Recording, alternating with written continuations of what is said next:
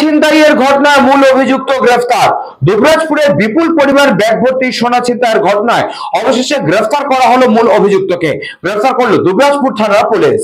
সোনা ছিনতাইয়ের ঘটনায় মূল অভিযুক্ত গ্রেপ্তার। দুবরাজপুরের বিপুল পরিমাণ ব্যাগ ভর্তি সোনা ছিনতাইয়ের ঘটনায় অবশেষে গ্রেপ্তার করা হলো মূল অভিযুক্তকে।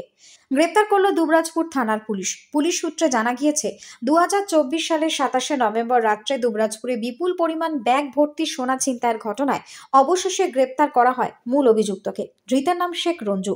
গতকাল রাত্রে রানীগঞ্জ মোরগ্রাম 14 নম্বর জাতীয় সড়কের দুবরাজপুরের সাতকেন্দুরি মোড়ে ঘোরাঘুরি করছিল শেখ রঞ্জু। গোপন সূত্রে খবর পেতে দুবরাজপুর থানার পুলিশ সেই সময় তাকে গ্রেপ্তার করে। দুবরাজপুর শহরে ব্যাগ ভর্তি সোনা ছিনতাইয়ে জড়িত থাকার ঘটনায় মোট 4 জন গ্রেপ্তার হলো। আজ ধৃত শেখ রঞ্জুকে দুবরাজপুর আদালতে তোলা হলে বিচারক 28শে জানুয়ারি পর্যন্ত জেল হেফাজতের নির্দেশ দেন।